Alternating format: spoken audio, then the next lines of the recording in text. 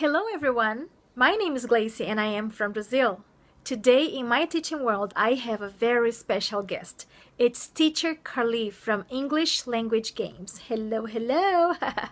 Welcome teacher Karlee, and you welcome to my teaching world. She's going to be talking about top 3 strategies for teaching ESL to babies and toddlers. So if you want to know what these tips are, stay here with me.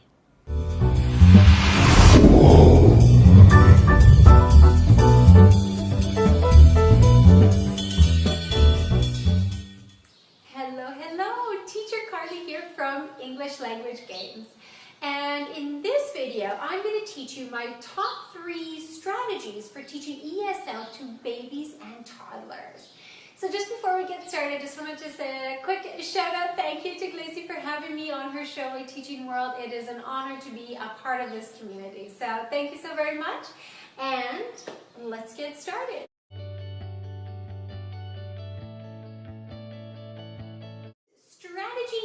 Tip number one is to use lots of emotion, okay? And I know I kind of naturally already do this. I'm just a very energetic kind of person naturally, but especially with young babies and toddlers, it's so important to really just like exaggerate your expressions, your sounds, your vocals, the vowel sounds, everything.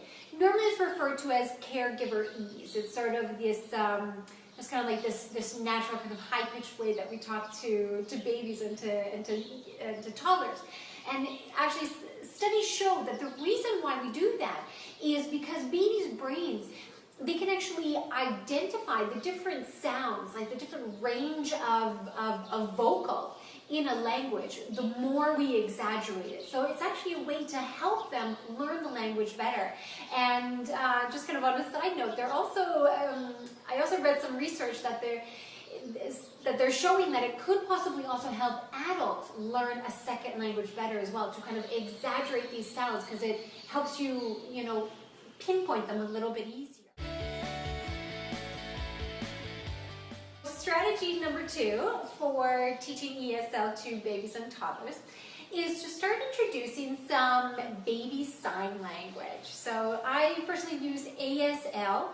It's just what's more readily available. There's tons of research out there, or tons of resources, on ESL, baby sign language. And what I would recommend is, in your class, make sure that obviously your class is going to be very dynamic, kind of very, go with the flow with your class, and have some kind of a set structure so that you know ahead of time which signs you can teach, but also try and be a little bit flexible in your class. If you see that, I don't know, one of your babies is looking up at their mother, you can introduce the sign. Say, oh, you're looking at your mom. Or if another one is looking at their dad, oh, you're looking at your dad. So try and make them kind of signs that would be very practical for them, very, very simple things. You don't need to be elaborate or anything. Just remember to sign. So it's mom, hand down here, open hand, 5 hand, and dad. Another thing you can do is, for example, the sign for book, because you're probably going to introduce a lot of story time, a lot of books. So that's a good one. It helps create sort of that anchor for kids, so that they not only hear the word, they also start to see a sign for each thing, and they can begin to associate things. And hopefully the parents can also start to use those signs in their native language when they are talking to their babies at home. So this is the sign for book. You just open your hand, there you go. And of course, right after, as you sign it, introduce a book right away.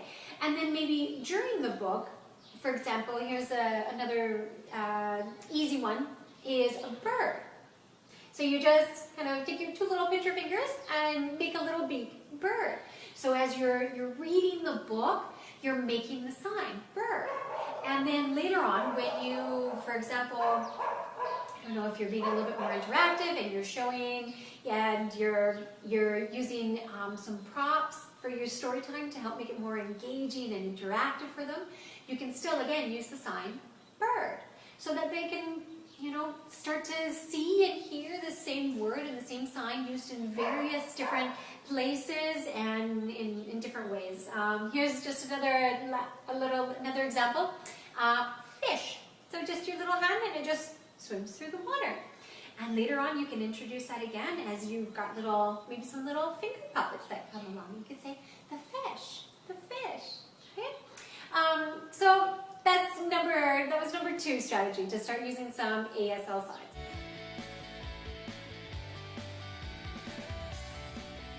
Number 3 strategy is to use lots of different sensory things. So, babies, what's interesting also about babies is their brain, it develops 70% of their brain is developed within the first year of life, and 90% is developed within the first 3 years. Isn't that amazing? So, the more sensory things you can expose babies to, whether it's things that make noise, so music, whether it's things that are soft and they feel gentle on the skin.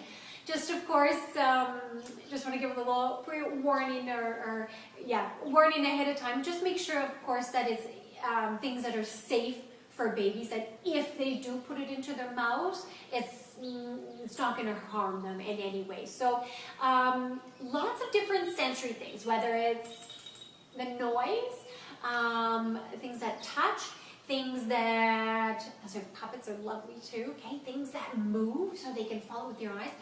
The other thing that babies love is a big surprise. So if you can, anything that is a little surprise for them, the unexpected, they just love having, something that's a fun surprise, something they weren't expecting. So just really working on different sensory things. So just try and think about, different visuals, different auditory sounds, different touches, different, flavors in their mouth, depending on if they can. And of course, different smells, if you can introduce them to different smells, okay? So try and incorporate all different sensories and, of course, just make it safe, baby safe. So there you have it, my top 3 strategies. That was just sort of a general overview.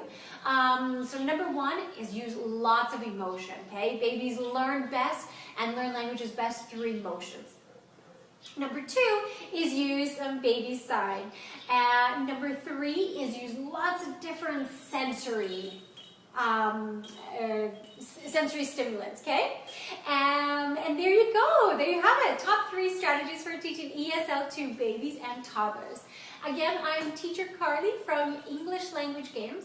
And if you would like more specific examples of different games and activities and songs that you can use with your ESL classroom, whether it's babies, toddlers, young learners, or teens, please come check out my site, EnglishLanguageGames.com, and I will fill you in.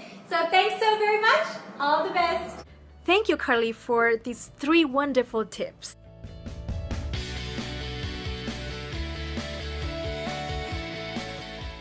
Remember that very young children have very short attention spans, so each activity shouldn't last more than 5 to 10 minutes. That means that you will have to prepare a greater number of activities and move quickly from one to the next. This is the best way to keep them engaged. And last but not least, remember, teacher, you can be amazing. Do your best and you will have wonderful results. Bye-bye.